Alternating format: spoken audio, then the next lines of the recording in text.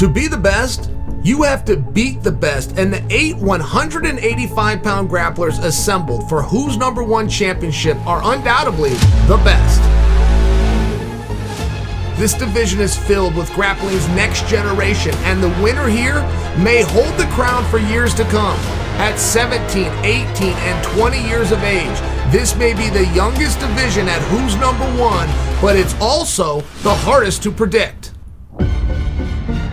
Will it be the ADCC standout or the young phenom who has yet to cut his teeth? Everything is on the line. This is a tournament to find out who is the best. Simple as that. 3 matches to win, $30,000 on the line. The stakes don't get any bigger than this.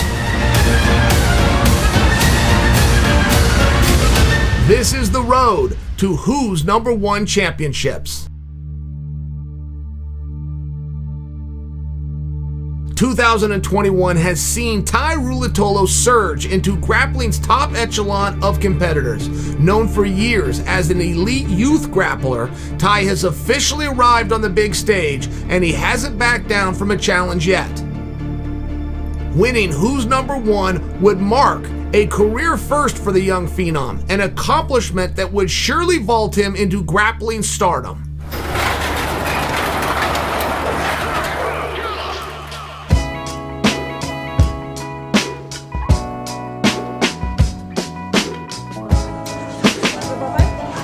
Daily thing here at the Roots house. Come here, Sam. My name is Tairulitolo. I'm a brown belt under Andre Galvao at Atos Jiu-Jitsu headquarters here in San Diego. I try to be exciting, I like to push the pace, try to go for submissions, and I just like to go forward a lot. Let's go, baby. Tai, how is it? My passing and my cardio and my will to keep going. I like longer matches for that reason, because I don't get tired often, and I like to push the pace against my opponents. So there's something about like when you're fighting someone and like you feel them getting more tired than you, and then you start winning and like you start to break them. Like that's super satisfying. Obviously, if I can get the submission quick, that's the goal. But if not, then I like to try and break my opponents.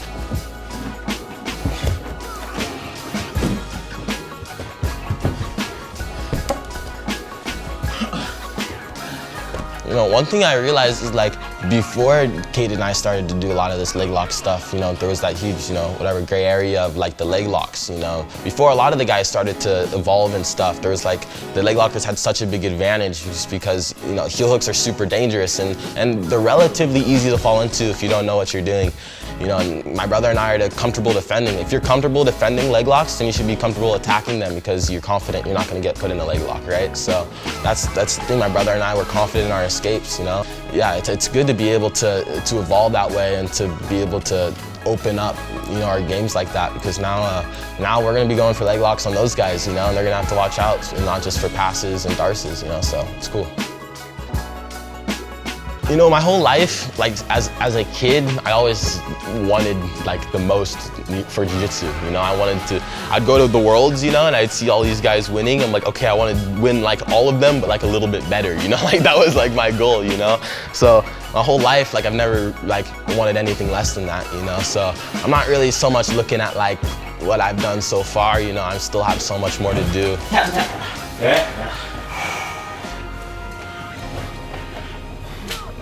What?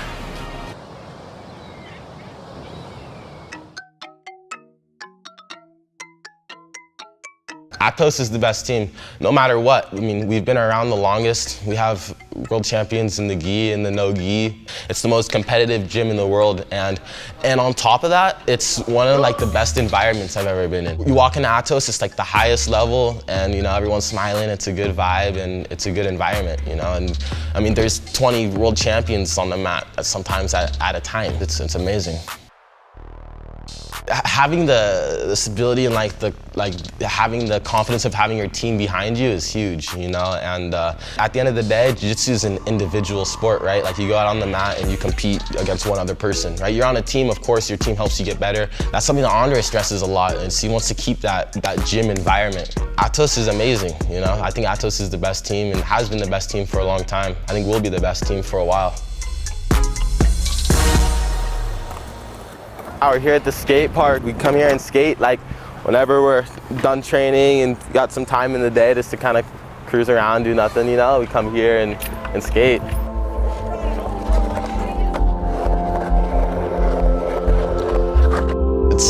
It's different, you know, it's cool. I'm super stoked and excited for, you know, everything that's to come.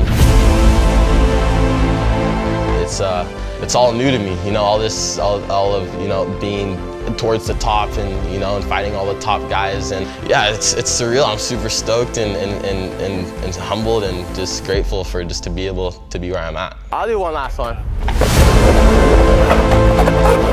It's cool. I like 185. You know, I'm not the biggest. I don't walk around at 185. I'm more like 175, and I like to fight bigger people. It's just more of a challenge.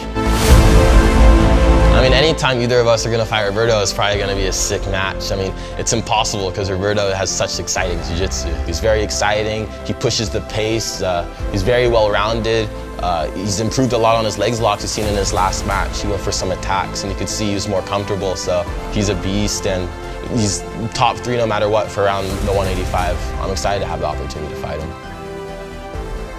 That'll be an interesting match for me and Mika. I think the last time we fought was in the gi and we were kids, you know, and he's got good submission attacks, and you don't see, he doesn't put a lot of forward pressure. He kind of waits for his opportunities a bit more.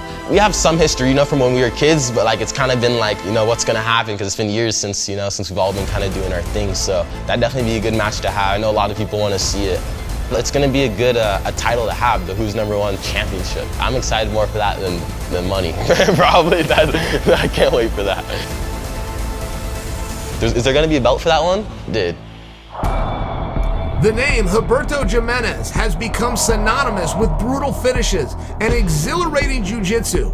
His fan-friendly style and sometimes mystifying technique has earned him a spot among the sport's elites. But now is time for Roberto to turn his flashy submission-focused style into world championship gold.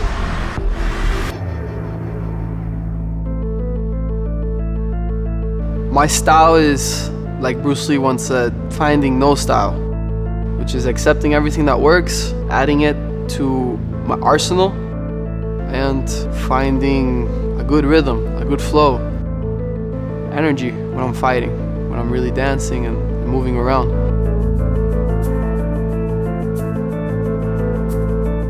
Grappling is growing a lot. That is important to remember the roots, the art of martial arts.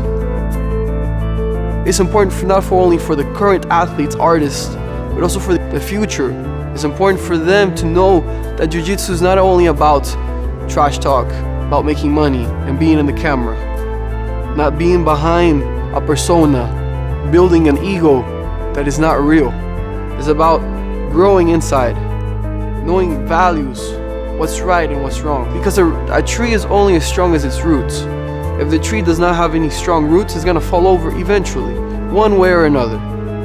It's about being true, expressing honestly what feels inside without letting emotions control, but allowing them to flow. My name's Roberto Francisco Jimenez. I train out of Studio 76, and my professor is Raul Cacho Jimenez. Whatever knowledge I have, whatever information or wisdom that I've learned from others, to spread that and share that, because to know the truth and not share that is not good. But you know, a general truth that can benefit everyone, whether it be about nutrition or mindset, a technique in jiu-jitsu. If it's truth and it can resonate with somebody, then share it. Use whatever you feels better. That's what I hope everyone to learn whenever I step onto the mats. That doesn't matter who I'm gonna fight. I'm gonna apply what I'm going to do because I'm doing it for the right reason. I'm not here for fame. I'm not here for money. I'm not here for titles. Titles are something that comes with time. Fame is something that just comes as an artist. But I'm fighting for something else. Fight for the truth. It's gonna be a scrap with Tai. Anyone that knows how to bring it forward and push the pace is gonna bring the fire. And I like fire. anyone you're gonna mention, for the most part, in this weight class, is gonna be very similar in that aspect. They're all gonna come forward to fight, really fight. That's what I see from the names. I wouldn't expect anyone besides that level of artists. And a showing like that is a handful of moments that you get where it's gonna be a legendary fight. Whoever I have to fight, whoever is in front in the moment, cool, let's go. I believe in this. When we fight and it's a good fight, it's almost like we're putting on a show for the Almighty. A lot of excitement, a lot of technique, and a lot of flow. Many expect Mika Galvão to be the future of competitive grappling. The Brazilian phenom has exploded onto the scene as of late and is looking to show the world just how good he really is. But does he have what it takes to take out the sport's established stars? With 2 wins already under his belt, Mika hopes to keep his winning streak alive and become the undisputed Who's Number 1 champion. The kid is physically so fucking strong. He's 18 years old. He looks like he could crush a pool ball. I do think he has great jiu-jitsu. I do think that he's a threat to anybody. I've always said, since I seen him compete at brown belt pans, you know, everybody was having some chatter about him, and I turned to everybody on my team and I said, man, the kid's a fucking problem. Like, the kid's a problem. I trained with Mika a long time ago. He's good. I know it's gonna be a very technical, strategic fight.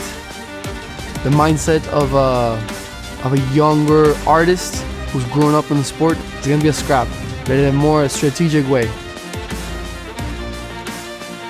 I think he's new and he's hot right now, you know, and I've seen like a lot of the guys who fight him, you know, you can tell like he's like a new force and like they're taking him seriously. As long as I you know, don't make many mistakes, I think it'd go in my favor. But he's a really tough competitor, so I'd like to have that match. It'd be interesting.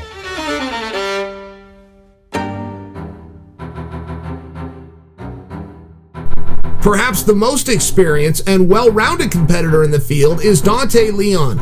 Dante has battled the sport's best and even topped a few of the sport's legends. But winning Who's Number 1 means etching his name into the history books forever. My name's Dante Leon. I'm a 26-year-old black belt fighting out of Toledo, Ohio, representing Adamus Jiu-Jitsu. Yeah, I've been a black belt for about 4 years now. My grappling style is very dynamic, I would say. I think it's something that is a fan-friendly style. I think I'm very dynamic. I play all facets of the game quite well. So I think that I'm just entertaining across the board, and I'm a guy who looks to go out there and finish fights. That was amazing.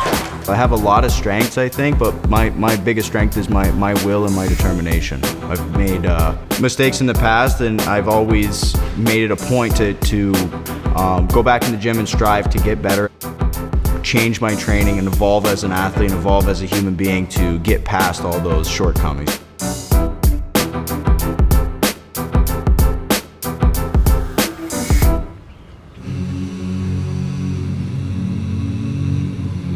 At a point, jiu-jitsu was kind of boring to me. Not just boring, but you kind of lose your passion. You just see people taking it a way that you don't want it to go. You see it going a way that you don't want it to go, a way that it just doesn't fit your mindset. I think I've always just kind of been that person. I've always kind of had that style. And I've always just been that guy who was just kind of hard-nosed, determined, really gritty. I wasn't ever afraid of like the hard work. I grew up kind of in the country on a farm a little bit, so it was kind of always like standard operating procedure to get up and go to work, you know, chores every single day. It would just kill me as a human being to fucking have these matches that were just, you know, ridiculous. And I think I bring it into this sport where for quite a long time, I don't think as much today, but for quite a long time that was kind of lacking. It just kind of hurt my soul a little bit. Professional jiu-jitsu, professional submission grappling just brought my love for the art back times a million. You know, I never get bored. I never get in a mode where I don't want to train. There's just always something there that I want to do. Honestly, it brought my love back for the sport.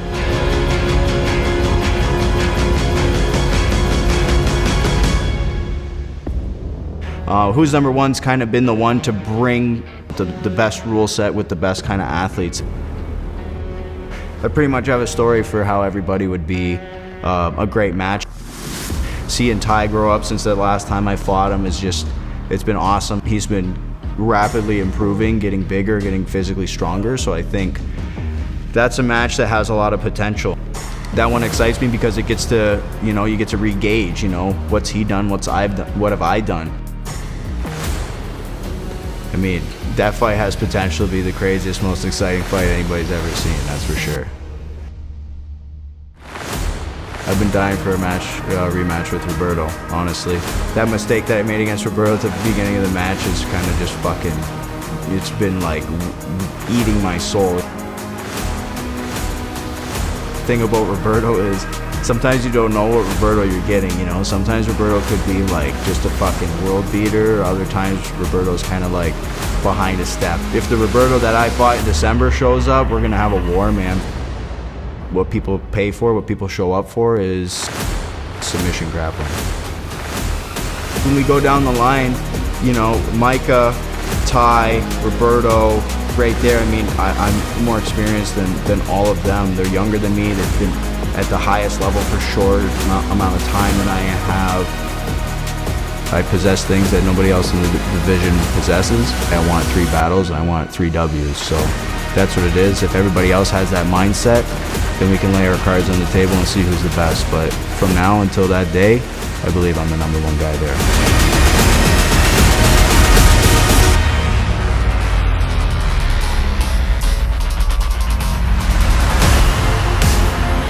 On September 25th, Who's Number One will crown its first ever middleweight champion.